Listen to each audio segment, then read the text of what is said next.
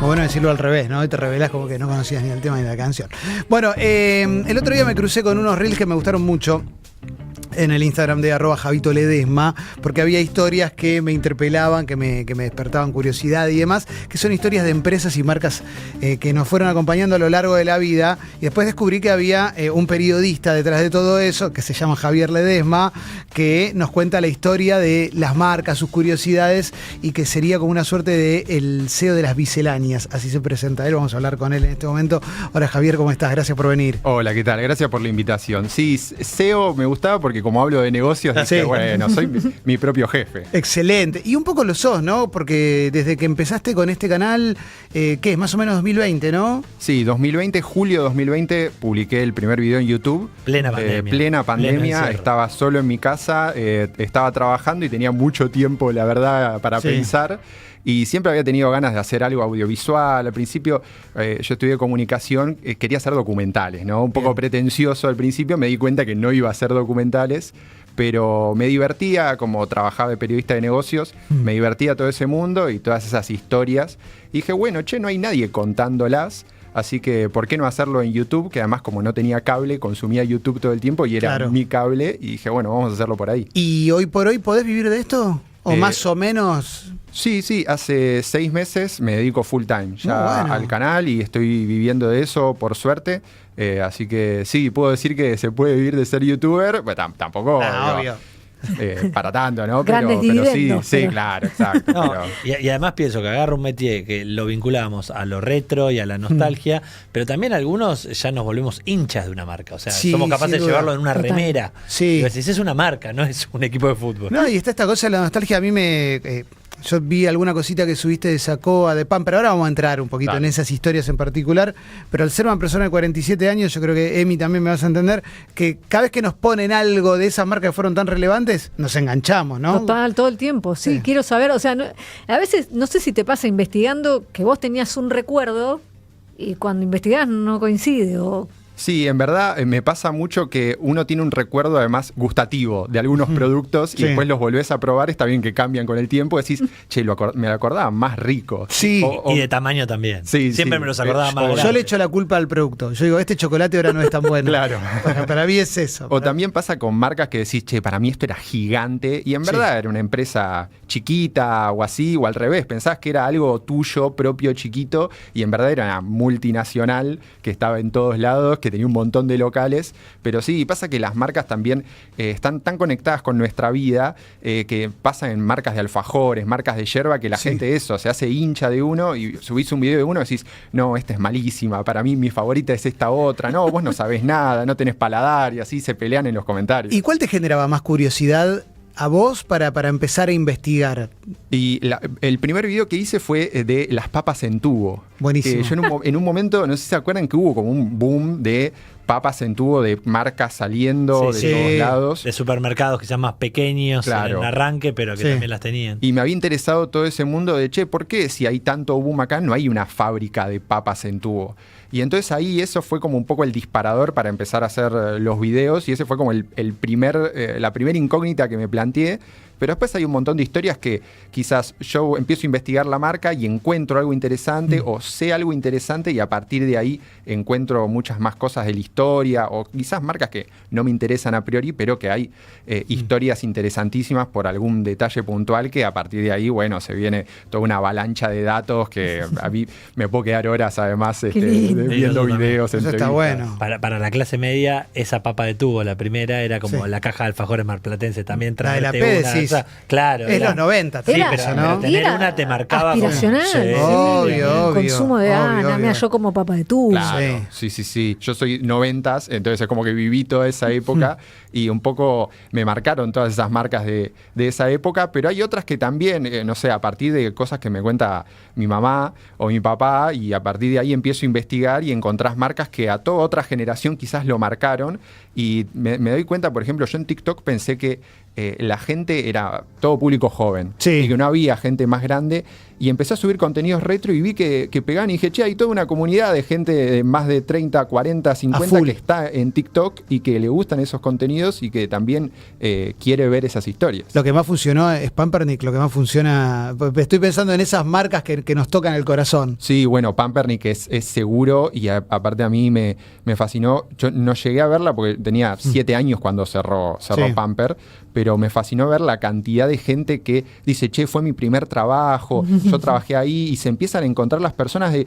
yo era de la sucursal de Avenida Callao, sí, yo también, y entonces empecé a ser como un gente que busca gente en los comentarios. ¿Y qué aprendiste de Pamper? Así, algo que vos te invitan a comer una cena y vos decís, bueno, quiero contarles algo de Pamper. Bueno, Pamper es una historia... Podemos decir que era Pamper. Yo creo que nadie de los que escucha este programa no lo sabe, pero quizás hay un pibito que no sé qué es Pampernick. Y Pamper fue no la primera, pero una de las primeras grandes cadenas de fast food, de hamburguesas en Argentina. En ese momento había otra que se llamaba Cheburger. Yo iba a Cheburger, sí. Estaba Cheburger, que es una historia que yo no puedo encontrar nada. No, me matás. Lo tengo como ahí pineado, ¿viste? En los videos que tengo que hacer en algún momento. Te iba a pedir fuera de aire que averiguaras algo, porque sé que era Florida y Sarmiento, lo único que recuerdo. Quiero, así que te lo voy a prometer para este Dale, año por el favor. video.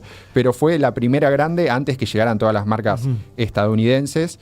La familia además venía de industria de carniceros, de una familia de alemanes que venían de todo ese negocio. Incluso el hermano del fundador de Pampernick después creó una conocida marca de medallones de hamburguesas que todos conocemos, que empieza con P. Sí. Y la verdad creció muchísimo hasta que después en los 80 llegan las grandes marcas estadounidenses y ahí tiene además un tema de juicio con el logo, con la otra Con de las Burger, marcas, sí. con Con Burger. los 2 pancitos. Exacto. El logo era igual, era exactamente igual. Sí, era a ver si pasa. Sí. Y ahí- Se la jugaron a que no hay internet. O sea, como Claro, que sí, no sí, se iban a enterar. ¿Y por qué se llama Pampernick? ¿Lo pudiste averiguar? Sí, creo que era un pan alemán que se llamaba el Pamperschnickel, y de ahí venía, como era familia de alemanes, había llegado a partir de eso.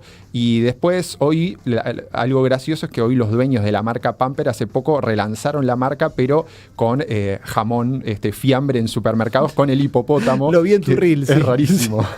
Pero es el mismo hipopótamo. Claro, es el mismo, pero lo ves en un cacho de paleta. Es muy triste encontrarte con eso. Sí. Es el fin de un imperio, pero sí, es una de las marcas más lindas. Es justo esta semana leí un libro que se va a publicar, una periodista argentina, no sé si la conoces, Solange Levington, hizo un libro sobre Pamper en la historia y es increíble. Sí. Lo que no sabía era esto último, ¿en dónde se vende ese jamón? No, y se vendía en algunos supermercados del conurbano, Mirá. no sé si se sigue vendiendo. Yo hablé con ellos y tenían en algún momento una intención de volver a traer la marca. Por ahora no pasó nada, pero ojalá, porque hay mucha gente que pide que vuelva, que abra, porque dicen, si vuelve a abrir Pamper, va a ser un éxito. Después hay que ver. Hay que ver si se sostiene. Es que El primer día va a ir mucha gente. Lo que el libro de ella, que se publica en abril, pero tuve la chance de leerlo, una de las cosas que rescata es esto de como que es un lugar en el que todos fuimos felices.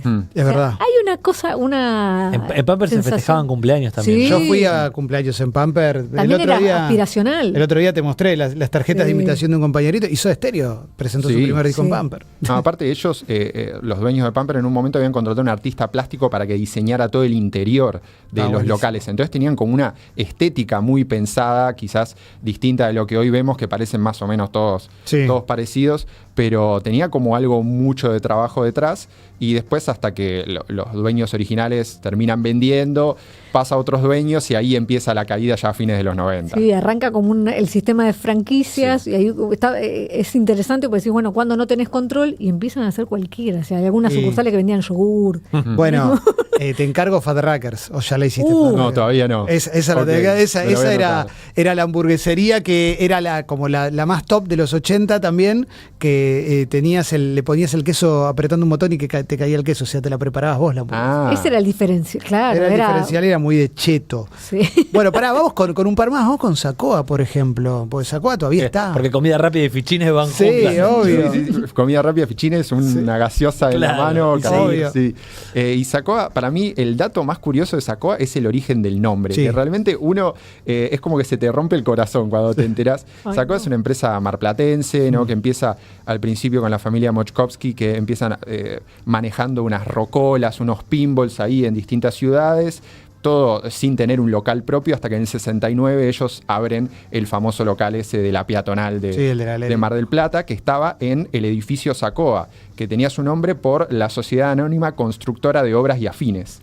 O sea, te mata. El nombre es realmente, uno pensaría, ay, ¿por qué se les habrá ocurrido? ¿Qué será? Y no, era el nombre de una constructora nada más, que estaba justo el edificio Sacoa, la Galería Sacoa, y ahí estaba el primer local, y llegó a tener como más de 40, 50 locales en todo el país. El tema es que después ya en los 90 se da un cambio porque ellos sacan la tarjetita magnética, claro. que yo también tuve como una discusión en el video porque le dije fichines a Sacoa, y muchos me decían, no, se decían los jueguitos, no se decía fichines. Es verdad. Cuando yo era chico íbamos a los jueguitos electrónicos. Claro, para mí siempre fueron fichines, a pesar de que yo ya no llegué a tener fichas, yo ya tenía tarjeta, pero para mí era fichines. Fichín.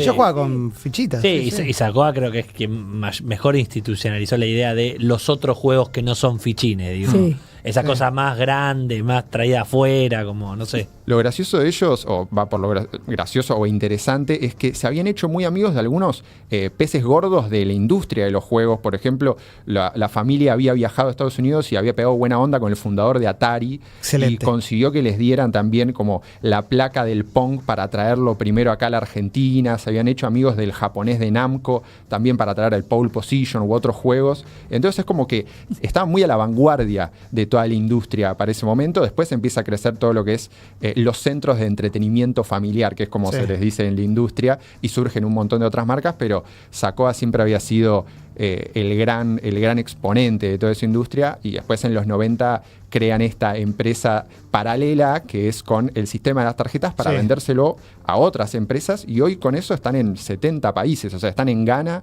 en Italia, en Francia, con la tarjeta Sacoa. Impresionante. Sacoa, igual, y sigue estando como manejado por parte de la familia, digo. Sí, la parte de la tarjeta la maneja una parte de la familia, que es la de Jorge Mochkovsky, y la parte de los locales acá en Argentina la maneja el hermano, que es Alejandro, con su familia.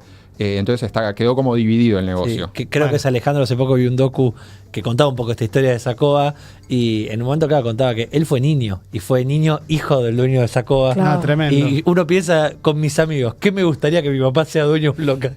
Imagínate, mi papá es el dueño de Sacoa. Pamper, uno de dos. No, en los 80 era una locura, era impresionante entrar a esos lugares, no salías más. No, aparte a mí me encanta Mar del Plata, es para mí además. ciudad top, y ir a Mar del Plata, la playa, ¿viste? La brisa, todo, la Rambla, y además ir a los fichines, para mí era espectacular. No, es muy groso, muy groso.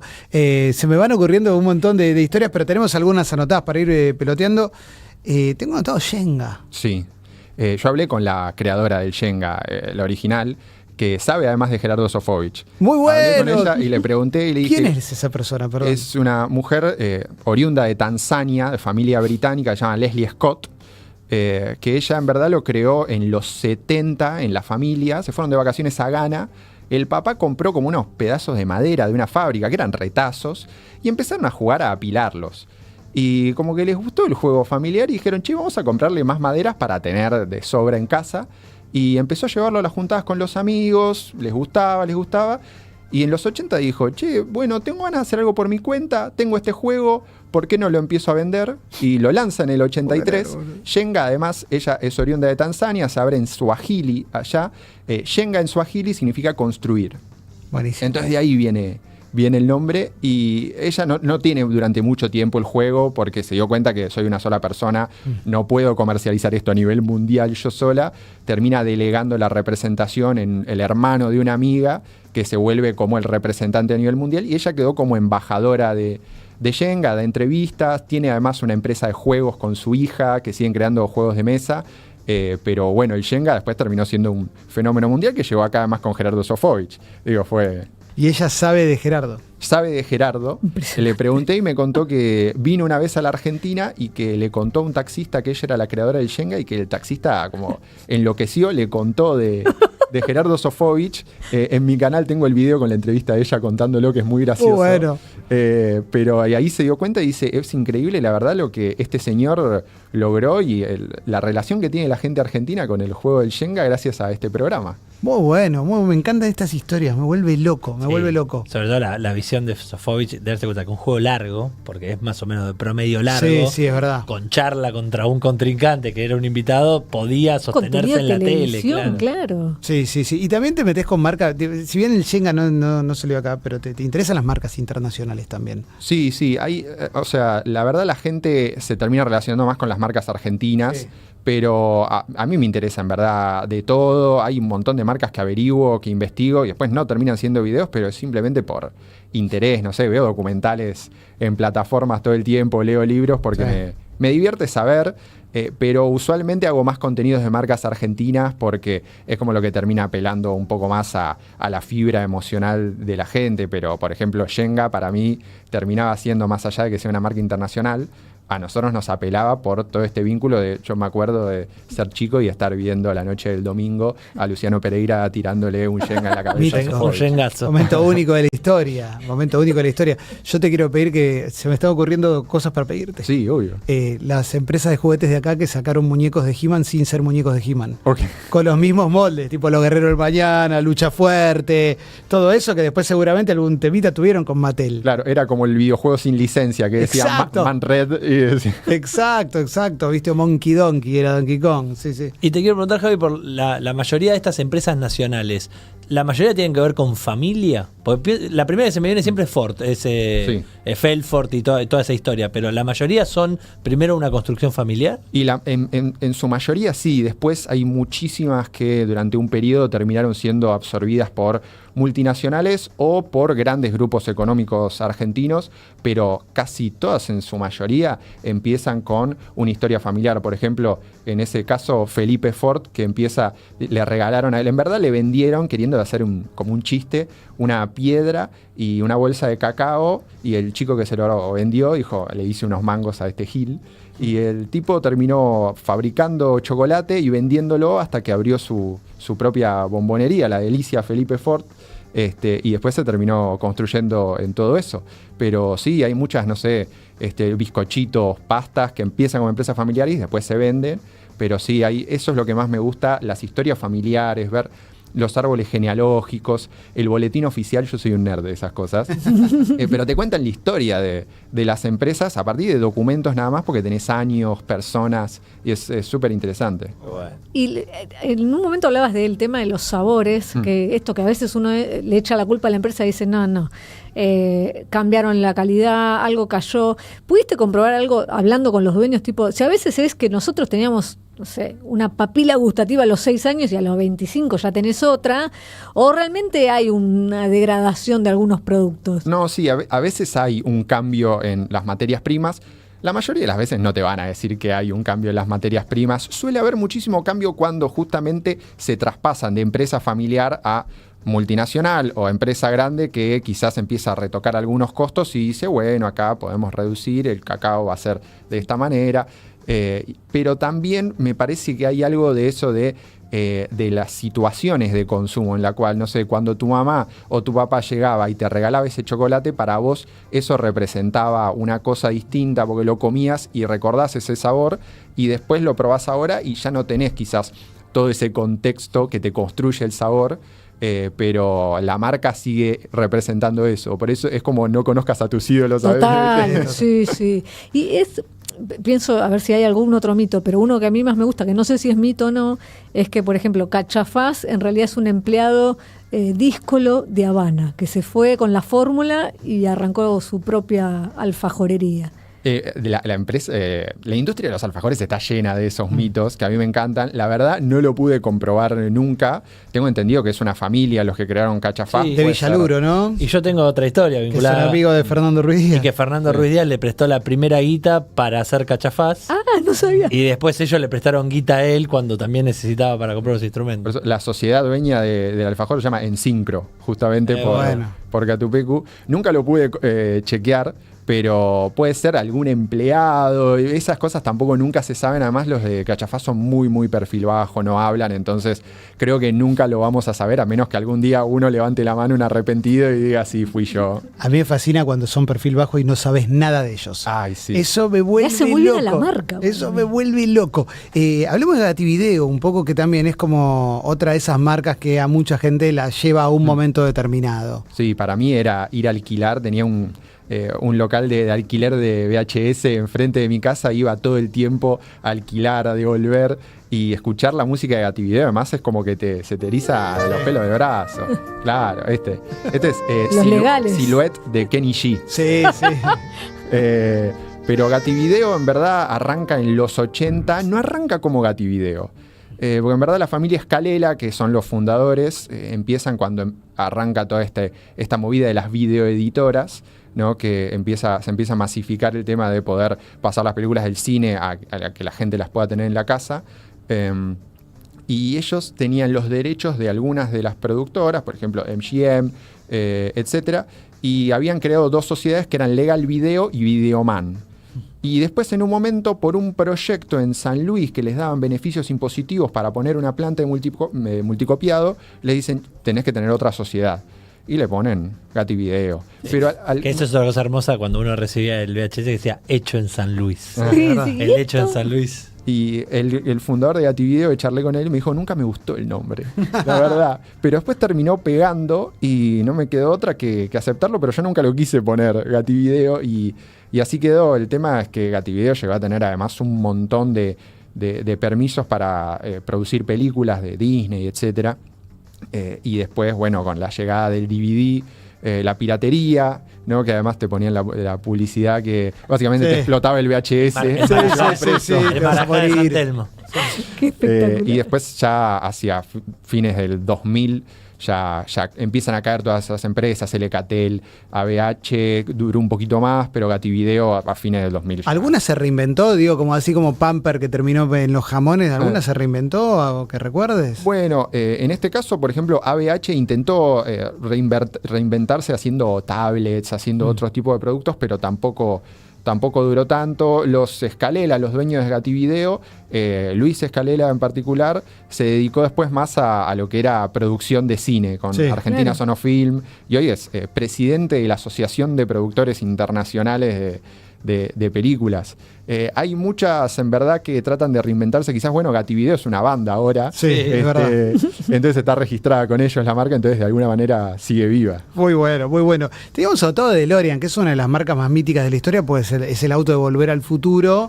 Ese auto que después fue medio como un fracaso de ventas, ¿no? Sí, a mí esa historia me fascina por eso, porque todos lo recordamos tanto con Volver al Futuro, y después en la realidad el proyecto tiene un montón de aristas espectaculares. Ya de por sí, John DeLorean es un tipo que nació en 1925 en Detroit, cuna de la industria de autos. El tipo además empezó en la industria de los autos, se convirtió en un joven ejecutivo súper prometedor en una de las principales automotrices, y después lo terminan echando porque era como poco convencional, como que dicen que le agarró como una crisis de los 40 y se empezó a teñir, a hacerse retoques estéticos, a usar camisas coloridas, y a la gente medio estructurada no le gustaba. Y cuando lo echan dice, yo tengo que hacer un auto estadounidense que sea eficiente, porque además estaba todo el tema de la crisis del petróleo en ese momento. Y obviamente que le puso su nombre, el ego no le pudo más. Pero el proyecto estaba muy empiojado ya del principio porque termina siendo una fábrica en Irlanda del Norte, en Belfast. Y el auto no era tan barato al final, era bastante caro. Tenían muchos quilombos con los laburantes de Irlanda. Sí, exacto. Tenía mucho tema con los trabajadores. El auto salía bastante mal, terminaron vendiendo de los 9.000 que pensaban, vendieron 6.000, se quedaron con un montón de repuestos y termina la empresa intervenida por el gobierno, por el Reino Unido, y el final además es medio triste, el de DeLorean, porque en este interés de decir, che, quiero volver a recomprar y ser el dueño de mi empresa, lo terminan agarrando en estas operaciones aguijón, no sé si se dice Sting Operation. Le hacen una cámara oculta a los del FBI, lo agarran tratando de vender estupefacientes a 2 agentes federales. Después termina como inocente en el caso, pero su final es por lo menos cobrando un 5% de las regalías por todo el merchandising de Volver al Futuro. Que debe ser bastante plata igual. Sí, debe ser bastante plata. El canal lleva tu nombre, es @Javier Ledesma, y el Instagram es @Javito Ledesma. Es un canal que está buenísimo, lleno de data, de historias, y bueno, ideal también para nostálgicos, pero también para la gente curiosa, más que nada. Gracias, Javier, por haber venido. No, por favor, gracias por la invitación. Por favor. UrbanaPlayFM.com